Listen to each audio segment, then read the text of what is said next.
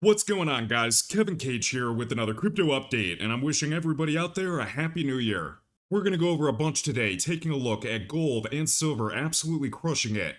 I also want to summarize some of the most important bullet points in this video uploaded yesterday by CNBC, with Grayscale predicting that 2026 will be the dawn of the institutional era for crypto. And be sure to stick around for today's video because we're not only going to dive into regulations but also the huge tax shift that's coming for 2026. Oh, gotta pause the video. Ambulance is going off and the dogs are howling.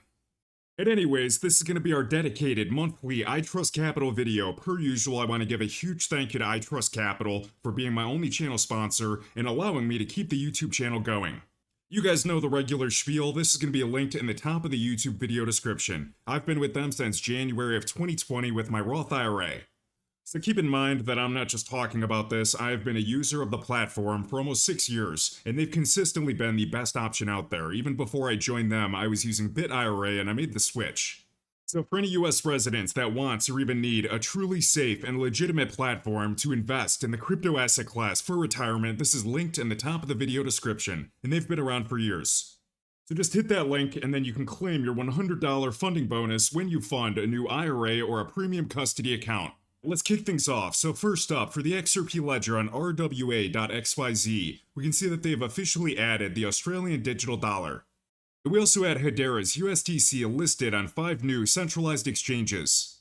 The reason I'm pointing this out is that the stablecoin market cap is still holding up fairly well compared to the rest of the crypto asset class, so we can see that the stablecoin market cap is over 300 billion.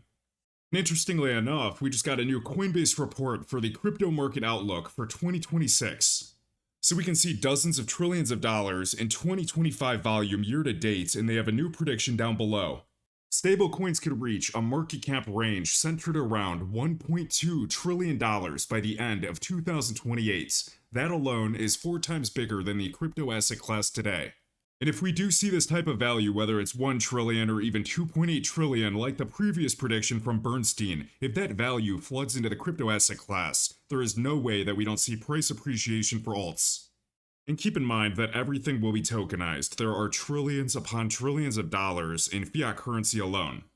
But what the people need to make sure is that we don't get central bank digital currencies, and it's looking like we're heading that direction because that can turn south really fast with all of the BS like a social credit score. And that gives governments the ability to control what we can buy, when we can buy, and we don't want that.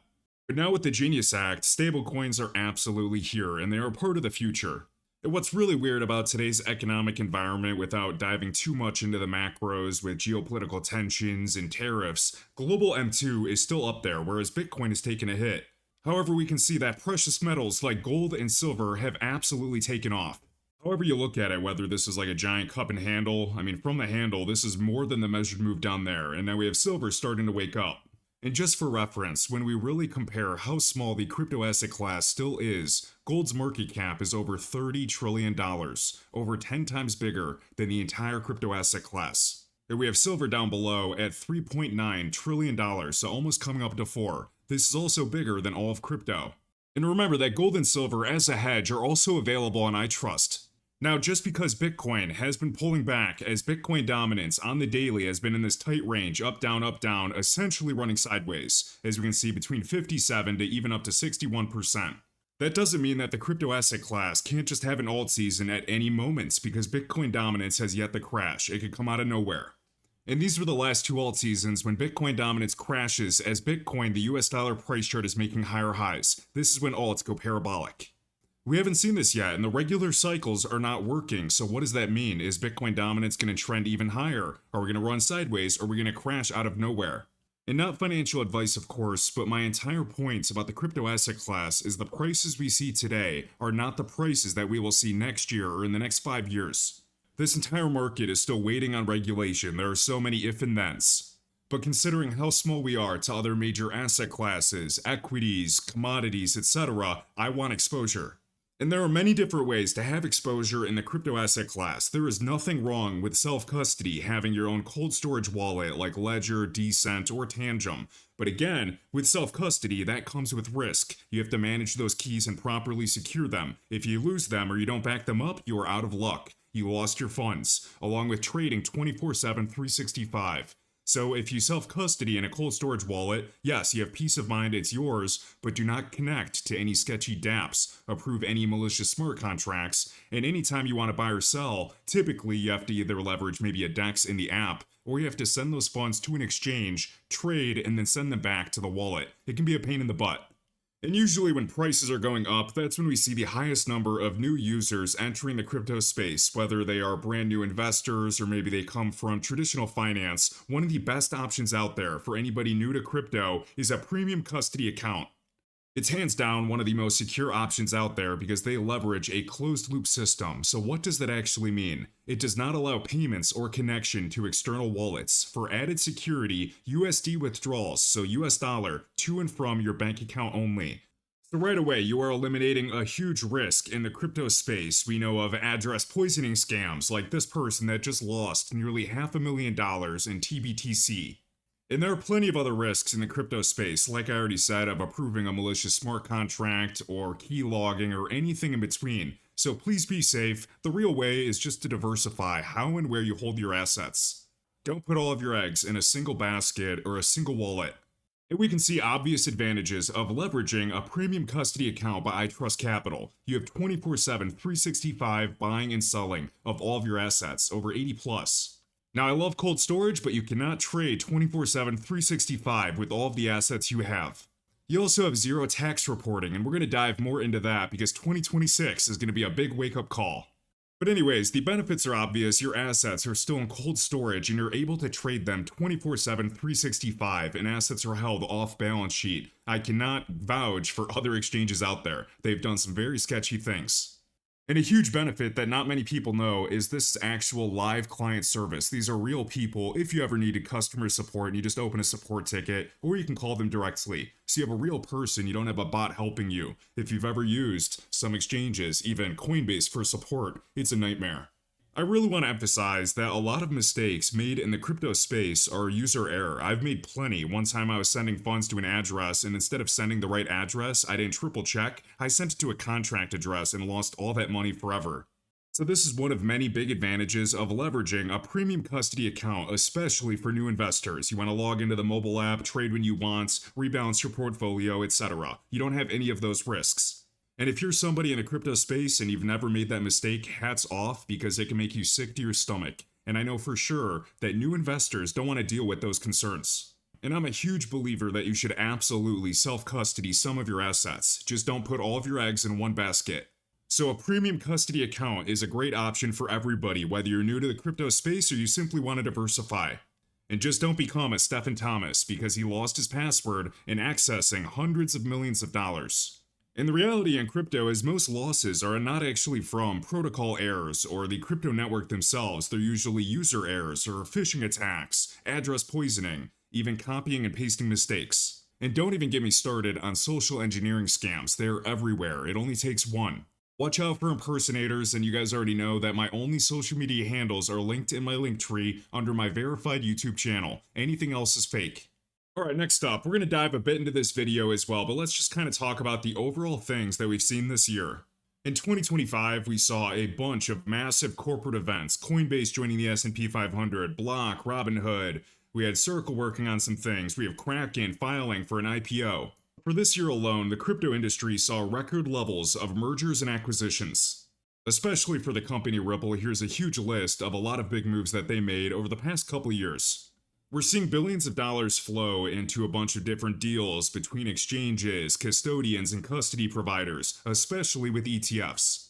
We're seeing investments into infrastructure, and overall, this is just a huge signal that we're going to see a lot more institutional interest and usage. With a big focus on integrating with traditional finance, and there are trillions of dollars in TradFi. But with institutions coming in, that also requires a much higher degree of compliance, reporting, and overall custody standards. And for 2026, we have some big things coming with how digital assets are going to be treated by the IRS.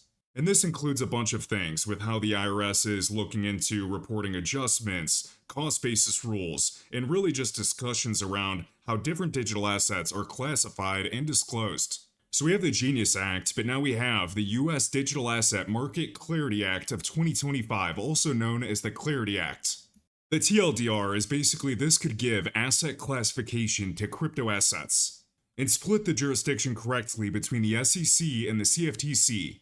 And this is what we need. With proper clarity, we can actually have institutions jump in with confidence. So let's dive into this. I don't actually want to play the video so I don't get a copyright strike, but essentially the summary of Grayscale's 2026 prediction will be the dawn of the institutional era for crypto. The big thing that they're focusing on is alternative stores of value driving demand to the crypto asset class in the future, and then another huge focus on regulatory clarity for the technology, so to actually have regulations for this to be integrated properly into TradFi.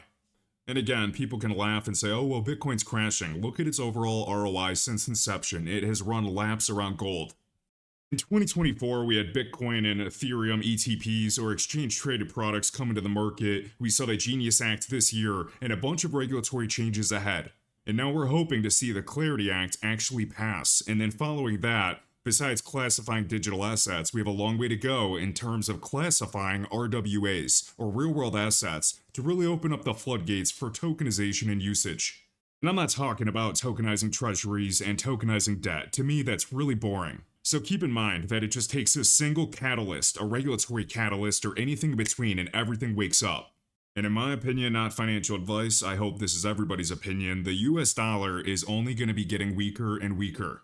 And for those of us that were in the crypto asset class at the bottom of 2020, it didn't feel great until they started printing money, and then we looked like geniuses. Alright, so now let's talk about looking ahead in 2026 and some of the big changes coming for tax season and what the IRS is doing.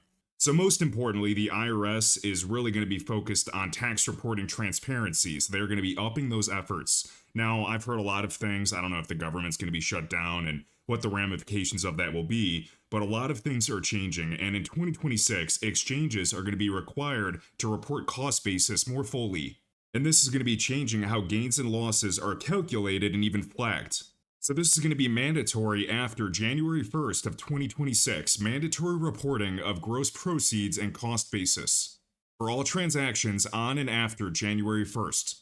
We have this new form, 1099-DA. This is requiring centralized exchanges to report crypto transactions. And this is specifically for crypto or digital asset transactions, and these are going to be issued to both the taxpayer and the IRS, just like how stock transactions are reported on Form 1099-B.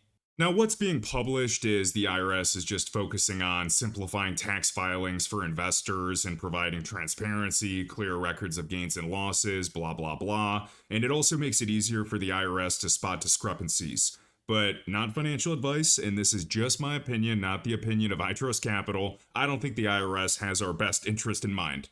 But just make sure that you are properly tracking everything for taxes and using something that's legitimate, and I have options in my link tree. We have some new changes in terms of accounting methods, so the old universal wallet method for calculating cost basis is gone, and now they're requiring a wallet by wallet or a specific identification method.